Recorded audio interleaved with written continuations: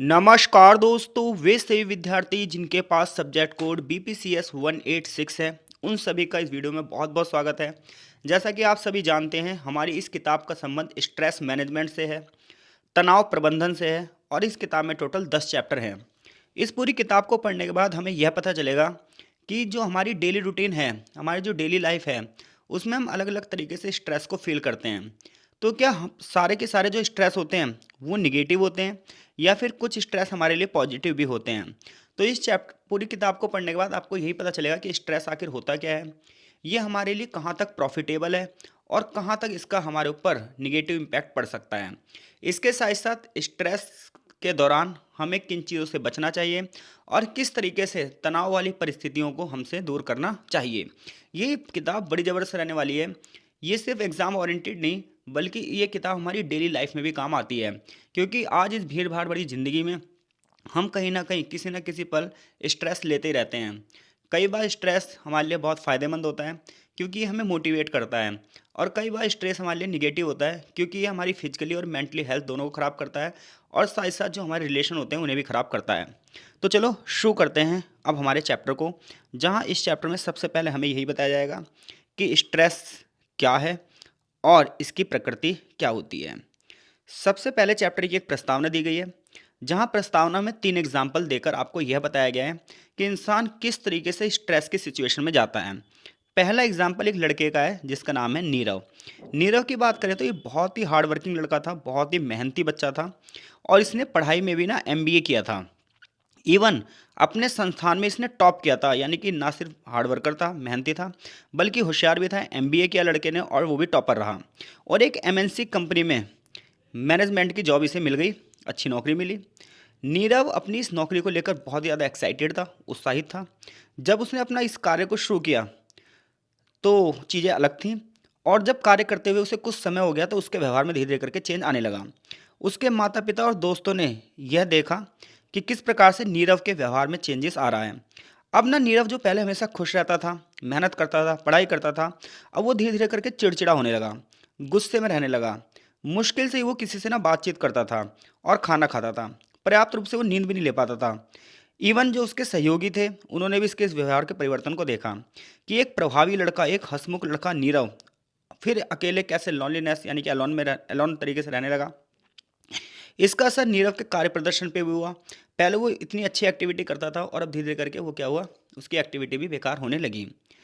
तो एक लड़का जो पहले बहुत अच्छा था, जॉब से पहले अचानक से उसकी जॉब लगी, बहुत खुश भी था वो अपनी नई जॉब को लेकर। फिर अचानक से ऐसा क्या हुआ कि वो बंदा स्ट्रेस में चला गया।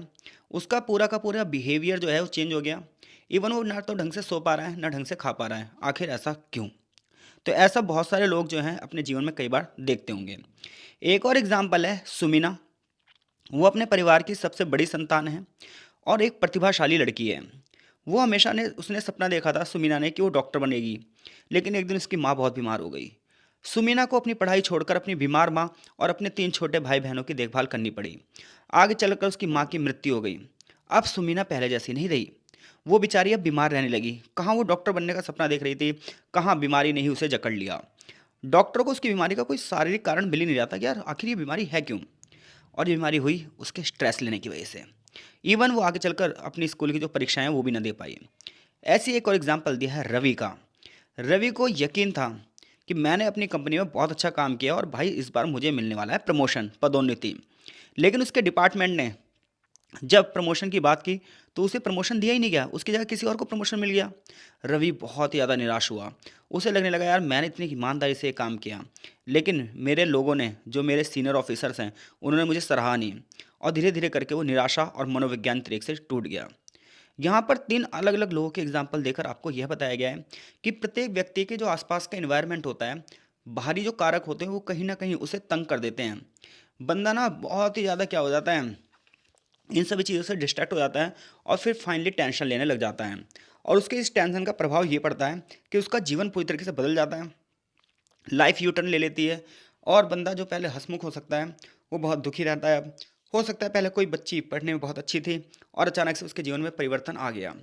ये परिवर्तन आते हैं तो ऐसे में मनुष्य को किस तरीके से इन परिवर्तनों का समाधान करना चाहिए, कैसे लड़ना चाहिए, ये तमाम चीज़ें इस किताब को पढ़ने के बाद आप समझ जाओगे। तो ये चैप्टर की प्रस्तावना थी जो कि आपको कुल मिलाकर ये बता देती है कि किस तरीके से हम डेली रूटीन में स्ट्रेस को फ़ील करते हैं।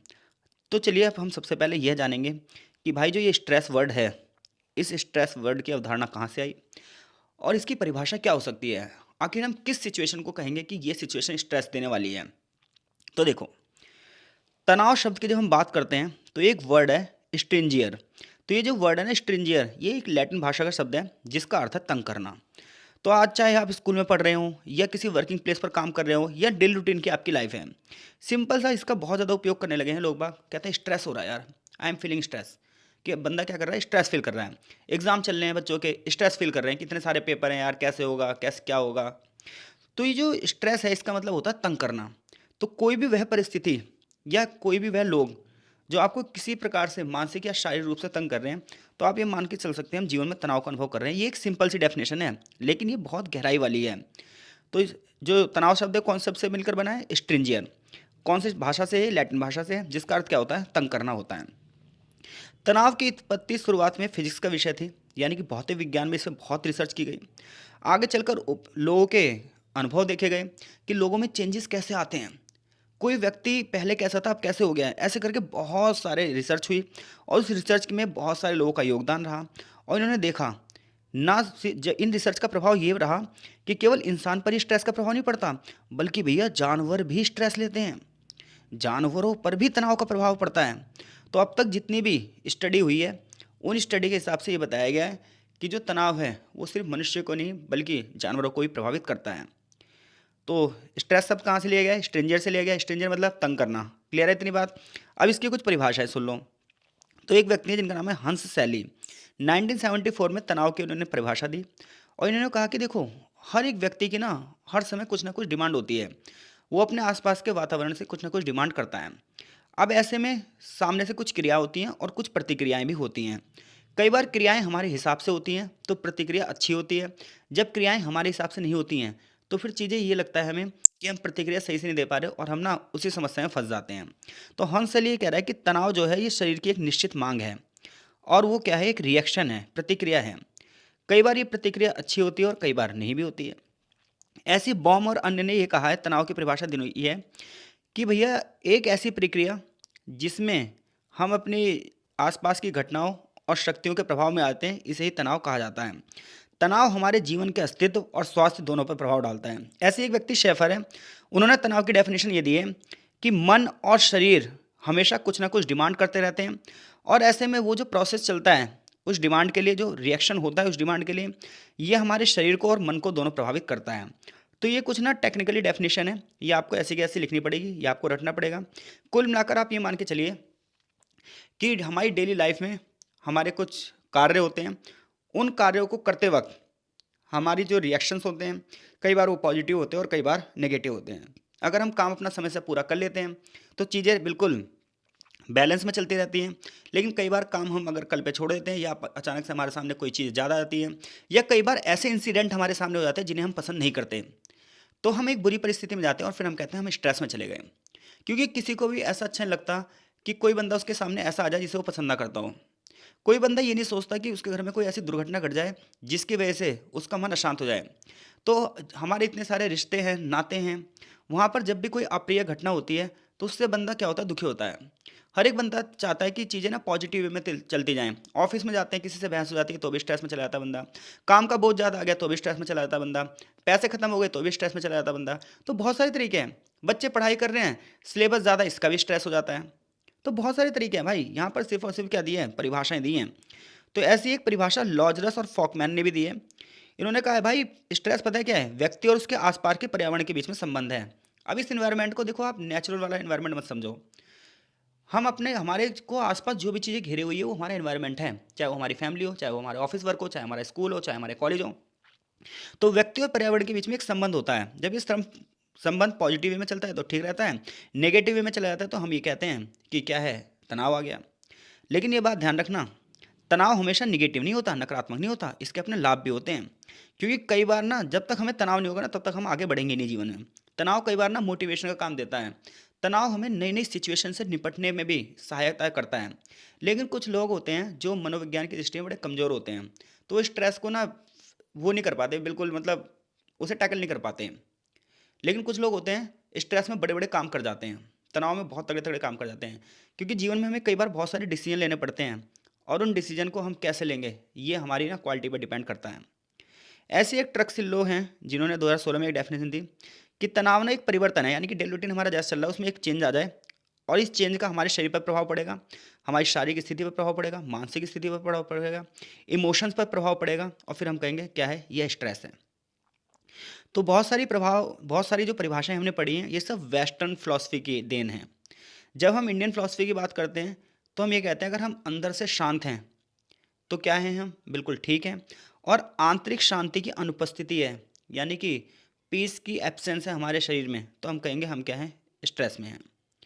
तो अगर हम भारतीय दृष्टिकोण पढ़ें, पूर्वी दृष्टिकोण पढ़ें, तो हमें पता चलेगा अगर हम मन से शांत हैं, अंदर से शांत हैं, तो हमारी लाइफ ठीक है। और अगर हम अंदर से शांत नहीं हैं, शांति प्राप्त करना चाहते हैं, तो हम स्ट्रेस में हैं। जब भी हम तनाव की बात करते हैं तो उसमें एक चीज़ और आती है जिसे हम स्ट्रेसर कहते हैं। स्ट्रेसर वो चीज़ होती है जो हमें तनाव की ओर ले जाती है। इसमें कोई घटना भी हो सकती है, कोई व्यक्ति भी हो सकता है और कोई वस्तु भी हो सकती है जो हमें तनाव की ओर ले जाती है। तो जो चीज़ें हमें स्ट्रेस की ओर ले जाती हैं उसे क्या कहा जाता है, स्ट्रेसर, तनाव का कारक। अब ये शारीरिक भी हो सकता है, मनोवैज्ञानिक भी हो सकता है, पर्यावरणीय भी हो सकता है, सामाजिक भी हो सकता है और जीवन की कुछ घटनाएं भी हो सकती हैं। जैसे कि हमने एग्जाम्पल में देखा था, उस बच्चे की मम्मी मर गई और इसी वजह से वो लड़की स्ट्रेस में चली गई। तो तनाव का कोई भी कारक हो सकता है। तो तनाव के इतने सारे कारक यहाँ पर दिए हैं। कई बार तनाव का जो कारक होता है वो ये होता है कि हमें कोई जिम्मेदारी दे दी जाती है और हम क्या करते हैं, उसका स्ट्रेस लेते हैं।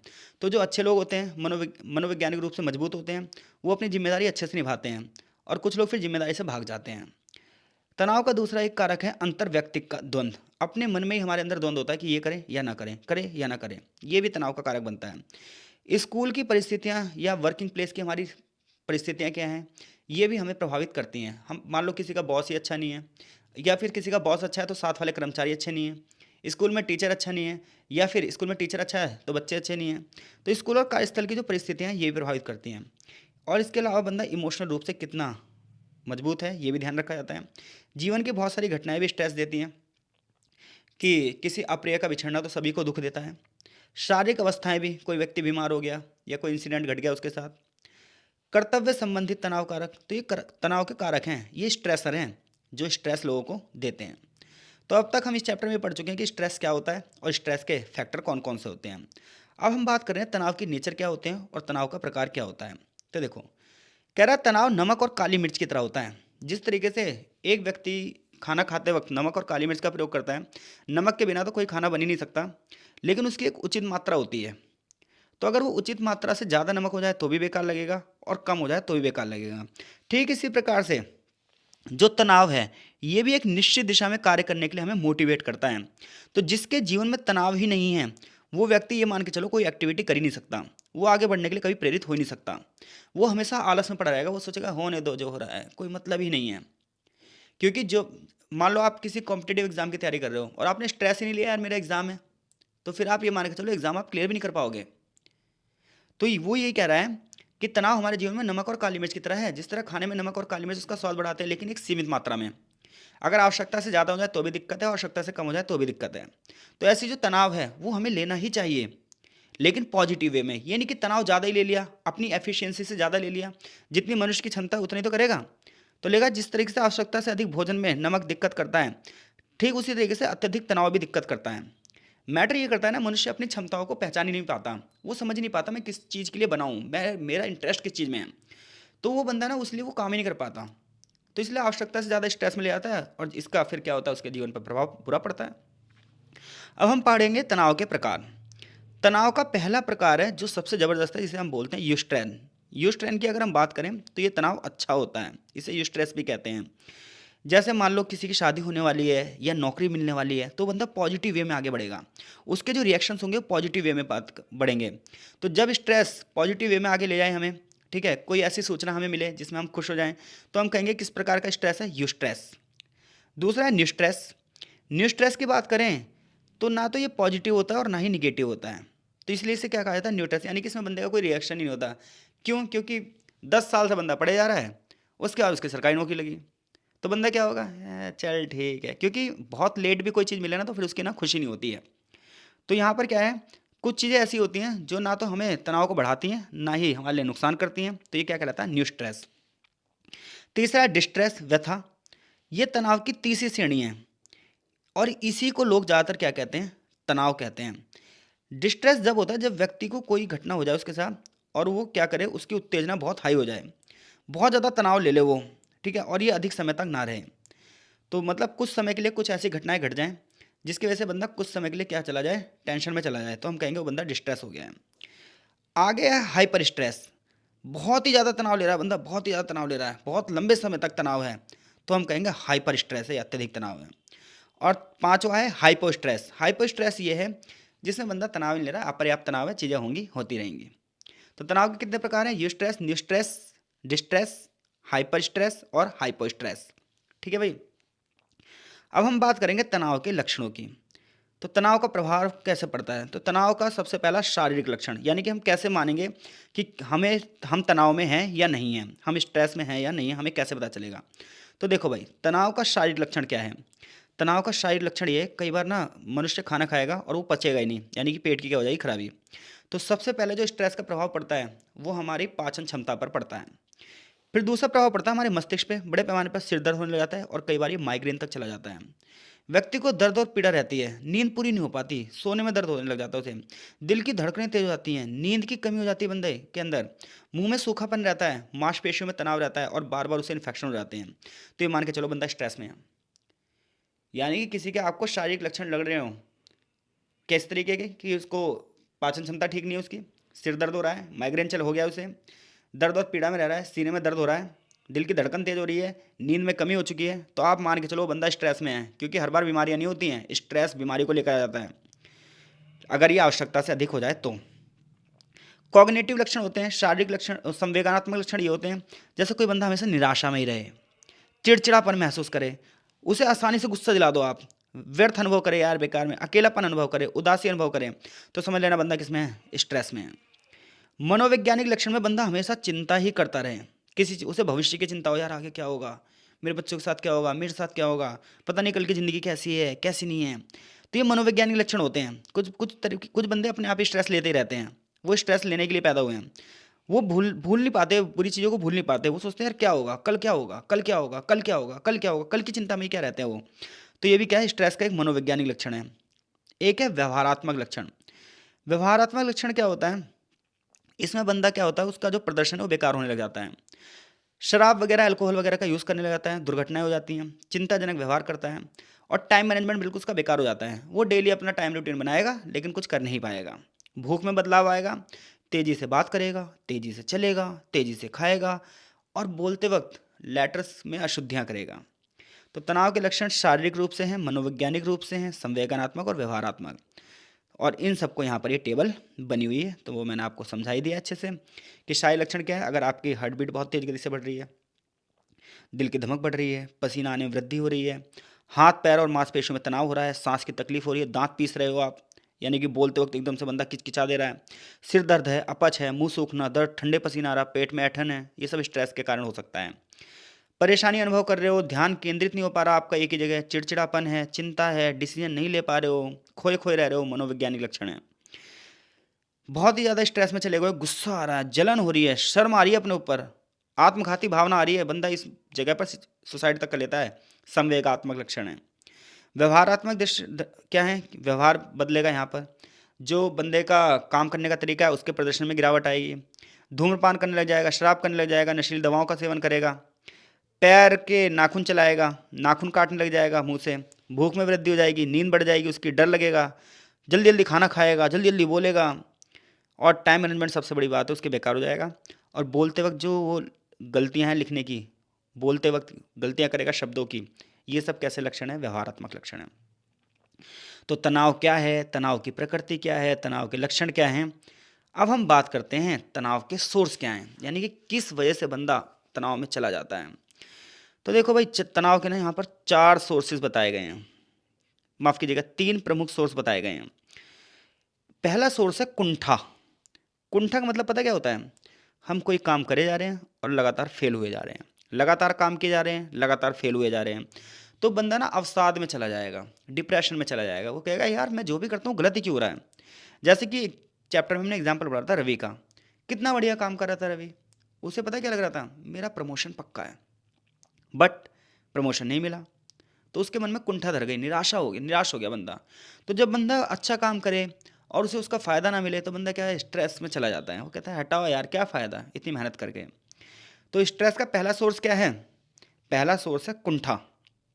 और कुंठा का मतलब क्या होता है कि आपने कोई अच्छा काम करा और बदले में आपको रिवॉर्ड नहीं मिला। दूसरा है उद्देश्यों का द्वंद्व। ये सबके जीवन में होता है भाई। उद्देश्यों का द्वंद्व मतलब ये है कि अब हमें क्या करना है, ये करें या ये करें, इधर से चलें या उधर से चलें। अब ये चार प्रकार का संघर्ष होता है उद्देश्यों का।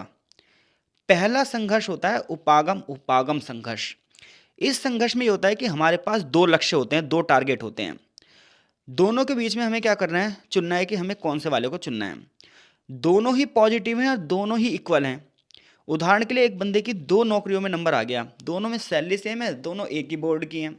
अब बंदा सोचेगा यार मैं कौन सी वाली रखूं, कौन सी जॉब करूं, क्योंकि दोनों ही क्या हैं, इक्वल हैं। अगर एक ऊपर नीचे होती तो फिर तो डिसीजन लेना आसानी हो जाता। अब डिसीजन लेने में उद्देश्यों का द्वंद्व यही है, सामने दो टारगेट हैं, दोनों आपके पास हैं, दोनों की इक्वल वैल्यू है। अब आप कौन सी चूज करोगे उसमें से।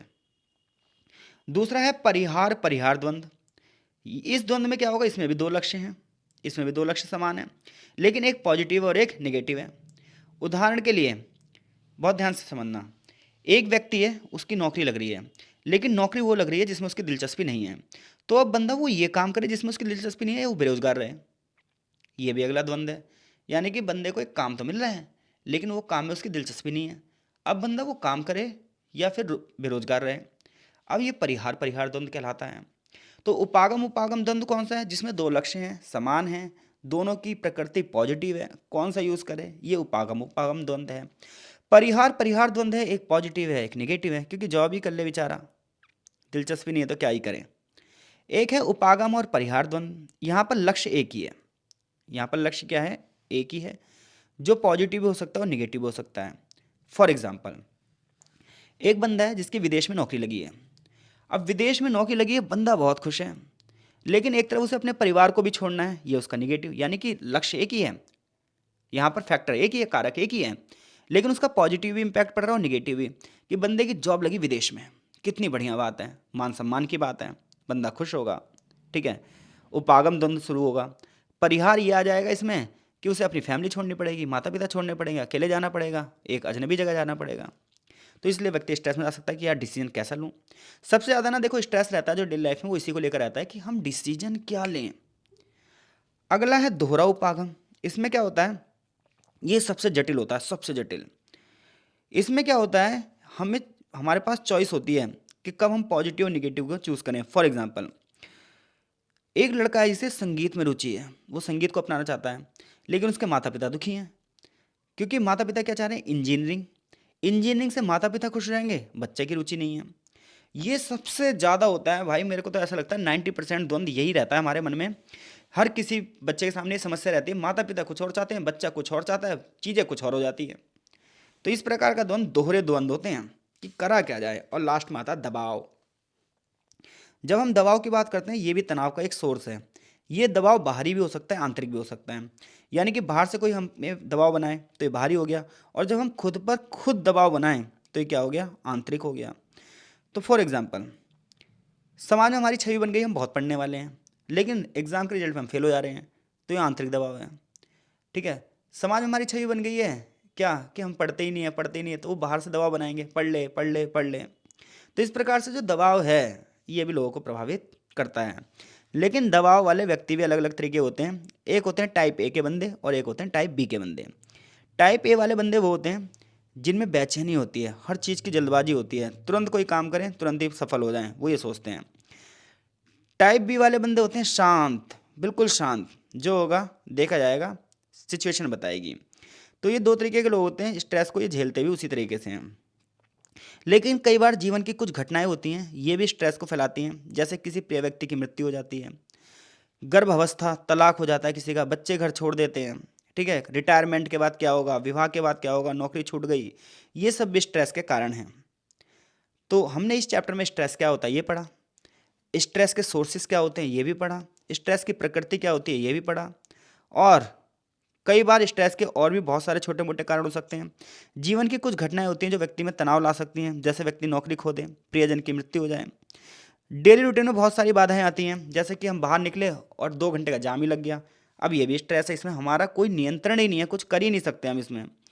कई बार ऐसे व्यक्ति से हमारा संबंध बन जाए जो कि हमेशा हमें दुखी देता रहे, तो ये अंतर व्यक्तिक संबंध भी तनाव में ला सकते हैं हमें।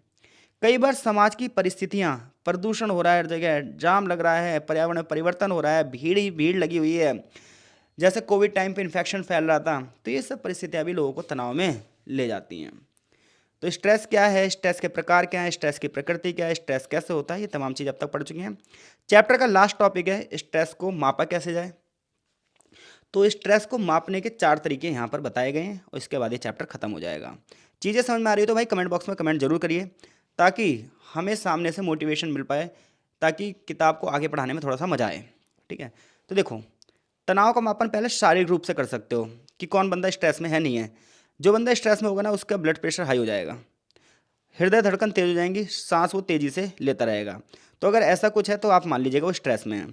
तो स्ट्रेस को मापने का पहला तरीका हो गया शारीरिक मापन करिए, उसके हार्मोनल चेंज देखिए, और दुनिया भर के यहाँ पे टेस्ट हैं, ठीक है, वो टेस्ट भी करवा सकते हैं, बट ये थोड़ा बड़ा तरीका है। दूसरा तरीका है मनोवैज्ञानिक तरीका, स्ट्रेस को नापने। इन सब के देखो यहाँ हम शॉर्ट में चल रहे हैं, यही सारी चीज़ें अगले चैप्टर में और ज़्यादा डीपली पढ़ाई जाएंगी। स्ट्रेस का दूसरा तरीका, नापने का दूसरा तरीका है मनोवैज्ञानिक तरीका। अब मनोवैज्ञानिक तरीके में क्या होगा, हम व्यक्ति से कुछ क्वेश्चन पूछेंगे, व्यक्ति उसके आंसर देगा, आंसर देते वक्त उसका रिएक्शन क्या होगा, ये मनोवैज्ञानिक तरीका कहलाता है। तीसरा तरीका है जांच सूची, चेकलिस्ट। चेकलिस्ट में क्या होगा, कुछ घटनाएं उसके सामने रखी जाएगी और ये कहा जाएगा कि इस घटना के दौरान आप कौन से डिसीजन लोगे। अब उसकी डिसीजन मेकिंग पावर से पता चलेगा बंदा कितने ज़्यादा स्ट्रेस में है। चौथी बात है साक्षात्कार, यानी कि इंटरव्यू लेकर, आमने सामने बैठिए, उससे इंटरव्यू लीजिए। ठीक है, समय तो इसमें जाता है, लेकिन इसमें बंदा बिल्कुल ट्रेंड होना चाहिए। तो साक्षात्कार यानी कि ट्रेन, इंटरव्यू लेकर, शारीरिक मापन लेकर, मनोवैज्ञानिक परीक्षण यानी कि व्यवहार में क्या परिवर्तन आता है, और किसी सिचुएशन में बंदे से क्वेश्चन पूछकर, सिचुएशन क्रिएट कर कर कि हाँ भाई ये कंडीशन होगी तो तुम क्या करोगे, ये कंडीशन होगी तो क्या करोगे। तो इस तरीके से बंदे का हम आईक्यू चेक कर सकते हैं कि तनाव में वो किस प्रकार की भूमिका अदा करेगा। चैप्टर यहीं खत्म हो जाता है। आगे इस चैप्टर का एक सारांश दिया है, जो कि हम पूरे चैप्टर में जो पढ़ा है वही यहाँ पर लिखा है। तो मिलते हैं आपसे नेक्स्ट चैप्टर में, तब तक के लिए आपका बहुत बहुत धन्यवाद। आशा है मैं ये चैप्टर आपको समझाने में सफल रहा हूँगा। तो कमेंट बॉक्स में कमेंट जरूर करिए, वीडियो को लाइक कीजिए और चैनल को शेयर कीजिए।